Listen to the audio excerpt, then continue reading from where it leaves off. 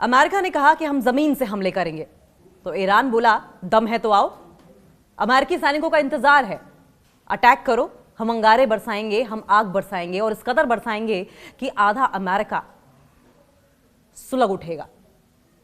और पहले ही ईरान ने एक के बाद एक इतने ताबड़तोड़ अटैक किए हैं कि अमेरिका की हर 2 दिन पर बदलती हुई स्ट्रेटजी ये दिखाती है कि अमेरिका ने इस बात का अंदाजा भी नहीं लगाया था कि ईरान इतनी अग्रेसिवली रिटेलिएट करेगा, ईरान इस तरीके से पलटवार करेगा। ईरान की क्षमताओं को, ईरान की कैपेबिलिटीज को, ईरान की ताकत को कम समझने की अमेरिका ने भूल कर ली थी। ईरान पर अमेरिकी सेना की जमीनी हमले की खबरों के बीच ईरान ने कहा है कि वो मुकाबला करने को तैयार है। और हिंदुस्तान में ईरान के दूतावास ने तेहरान की एक खास एडिशन का पेज शेयर करते हुए यह लिखा है कि जहन्नुम में तुम्हारा स्वागत है। यानी कि तैयारी ईरान की पूरी तरीके से अमेरिका की सेना को उनके अंजाम तक पहुंचाने की है। इसमें यह भी लिखा है कि ईरान की जमीन पर पैर रखने वाले अमेरिकी सैनिक सिर्फ ताबूतों में ही लौटेंगे, जिंदा वापस नहीं जाएंगे। पेंटागन में ईरान में कई हफ्तों तक जमीनी कार्रवाई करने की तैयारी कर रहा है, ऐसी जानकारी आई थी। पेंटागन यानी कि अमेरिका का डिफेंस डिपार्टमेंट। सवाल यह है कि एक तरफ बात की बात होती है, एक तरफ डायलॉग की बात होती है, दूसरी तरफ हमले की साजिश रची जाती है। विश्वास कैसे किया जाए? और संभवतः पहली बार ऐसा होगा कि अमेरिका वो कंट्री बनकर खड़ा है कि अमेरिका के साझेदार भी, अमेरिका के सहयोगी, अमेरिका के दोस्त भी अमेरिका के ऊपर भरोसा नहीं कर पा रहे होंगे। इसका रीजन क्या है? इसका रीजन है आत्ममुग्ध, कॉम्प्लिसेंट डोनाल्ड ट्रंप। ईरान की सरकारी समाचार एजेंसी है इरना समेत कई ऐसी ईरानी मीडिया हैं, कई ऐसे मीडिया ऑर्गेनाइजेशंस हैं जिन्होंने ईरान की संसद के अध्यक्ष मोहम्मद बागर गालिबाफ का एक संदेश पब्लिश कराया।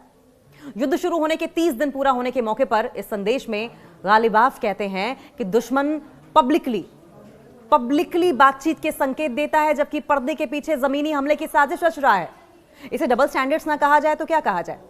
उन्होंने यह भी कहा कि अमेरिका 15 पॉइंट्स की एक सूची के साथ अपनी इच्छाएं सामने रखता है, अपनी शर्तें सामने रखता है और फिर युद्ध खत्म करने की बात करता है। और ये शर्तें भी ऐसी हैं जो अमेरिका युद्ध से हासिल नहीं कर पाया है, युद्ध के बूते नहीं मनवा पाया है। गालिबाफ ने यह भी कहा कि ईरानी सेनाएं अमेरिकी सैनिकों के जमीन पर उतरने का इंतजार कर रही हैं ताकि उन पर आग बरसाई जा सके। ईरान के आत्मसमर्पण के सवाल पर गालिबाफ ने अरबी भाषा में कहा कि ईरान का संदेश बिल्कुल साफ है और वो अपमान स्वीकार नहीं करेगा, वो नहीं झुकेगा। इस बीच कुछ रिपोर्ट्स में दावा यह भी किया गया है कि ट्रंप प्रशासन ने गालिबाफ को एक संभावित साझेदार के रूप में देखा था। यानी कि यही गालिबाफ है जो आंखें तरेर रहे हैं अमेरिका को। गालिबाफ को उन्होंने अपनी कठपुतली बनाने का सोचा था, अपने इशारों पर नचाने का सोचा था, लेकिन यहां पासा उल्टा पड़ गया। गालिबाफ को उन्होंने अपने साझेदार के रूप में देखा था और यहां तक कि भविष्य के एक नेता के रूप में भी देखा था। उन्हें लगा था कि गालिबाफ को वो अपने तरीके से इस्तेमाल करेंगे, लेकिन ऐसा हुआ नहीं। बड़ा झटका डोनाल्ड ट्रंप को लगा।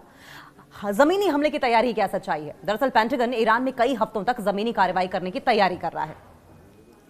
अगर राष्ट्रपति ट्रंप हमले की योजना को मंजूरी देते हैं तो युद्ध का एक नया चरण, एक नया स्टेज शुरू हो जाएगा, जो पहले 4 हफ्तों की तुलना में अमेरिकी सैनिकों के लिए काफी ज्यादा खतरनाक हो सकता है। क्योंकि पहली बार ऐसा होगा, अफगानिस्तान को अगर छोड़ दिया जाए तो बूट्स ऑन ग्राउंड अमेरिका की ओर से उतारे जाएंगे और यह अमेरिका के लिए ऐसा चक्रव्यूह होगा जिसमें वो फंसता नजर आएगा। क्योंकि एयर सुप्रीमेसी की अगर बात कर ली जाए तो महज कुछ ही ऐसे इलाके हैं ईरान के, वो भी आउटर इलाके, गिने चुने छोटे मोटे इलाके, ऑलमोस्ट नेग्लिजिबल अगर कहा जाए तो गलत नहीं होगा, जिन पर एयर सुप्रीमेसी अमेरिका दिखा पाया है। और अमेरिका तो अपने डिफेंस इक्विपमेंट्स, आर्मामेंट्स और एयर सुप्रीमेसी के लिए ही जाना जाता है। वहां पर भी ईरान के हाथों मात खानी पड़ी अमेरिका को।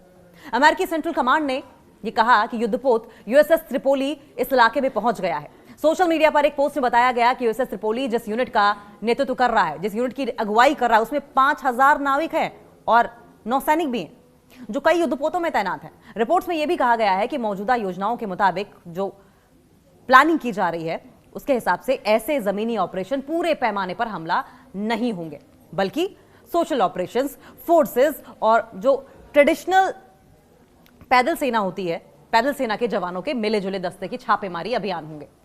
माना यह भी जा रहा है कि अमेरिका के पास 4000 से ज्यादा अमेरिकी नौसैनिक समुद्र में मौजूद जहाजों पर हैं, जो खाड़ी की ओर बढ़ रहे हैं, और इसके अलावा 82वीं एयरबोर्न डिवीजन के पैराट्रूपर्स को अलर्ट पर रखा गया है और आगे और सैनिक भेजने पर चर्चा की जा रही है।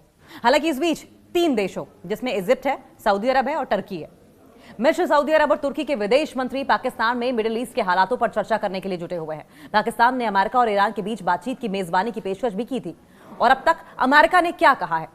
इसी महीने की शुरुआत में ट्रंप ने पत्रकारों से कहा कि मैं कहीं भी फौज भेज रहा हूं, लेकिन इसके तुरंत बाद उन्होंने यह भी जोड़ दिया कि अगर भेज रहा होता तो यकीनन आपको नहीं बताता। यानी अपनी ही बातों से यू टर्न ले लेना, अपने ही खोदे गड्ढे में गिर जाना, यह डोनाल्ड ट्रंप की पुरानी आदत है। अमेरिका के विदेश मंत्री मार्को रूबियो ने कहा कि अमेरिकी अपने लक्ष्य बिना किसी जमीनी फौज के भी हासिल कर सकते हैं।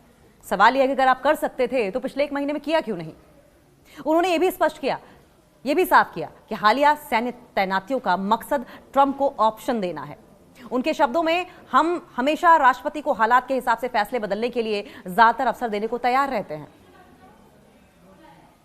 और फैसले बदलने में तो डोनाल्ड ट्रंप माहिर हैं। अमेरिकी सेंट्रल कमांड ने बताया कि युद्धपोत यूएसएस त्रिपोली इस रीजन में पहुंच गया है। अमेरिका पर अविश्वास कोई नया नहीं है।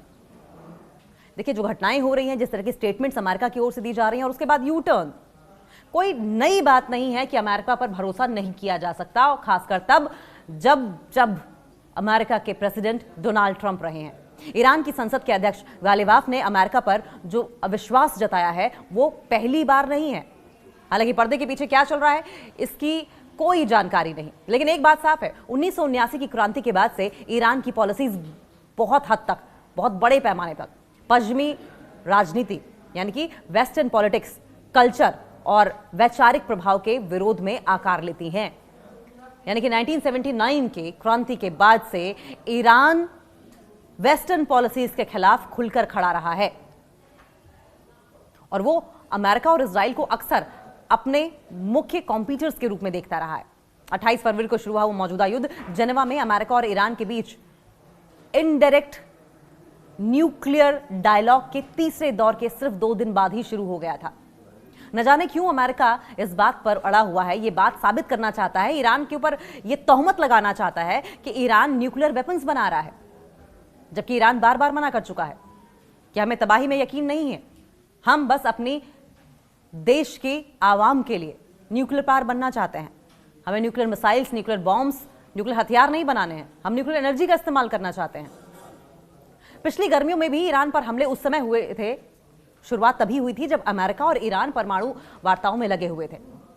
अमेरिका और ईरान के बीच में न्यूक्लियर पावर को लेकर बातचीत हो रही थी। तो एक तरफ तो बातचीत हो रही थी और दूसरी तरफ अमेरिका की ओर से हमले कर दिए गए, इजराइल की ओर से हमले कर दिए गए, और इजराइल हमले भी कर रहा था तो अमेरिका के बूते। तो ऐसे में बातचीत का मतलब क्या हुआ? और इसी के चलते ईरान और इजराइल के बीच 12 दिनों तक युद्ध भी चला था, और अमेरिका ने ईरान की 3 अहम परमाणु सुविधाओं पर बमबारी की थी। ईरानी ऑफिसर ने क्या कहा? ईरानी ऑफिसर्स कहते हैं कि किसी भी समझौते को इस कसौटी पर नहीं देखा जा सकता।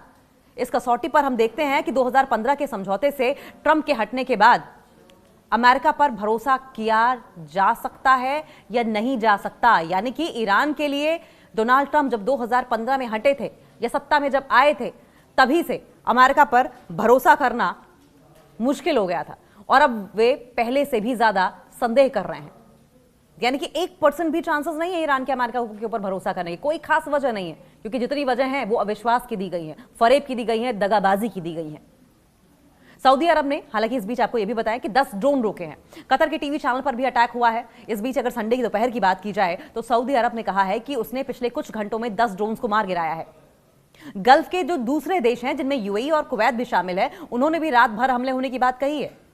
कतर के टीवी नेटवर्क अल अरबी ने कहा है कि तेहरान में उसके टीवी चैनल के ऑफिस को एक मिसाइल हमले से नुकसान हुआ है।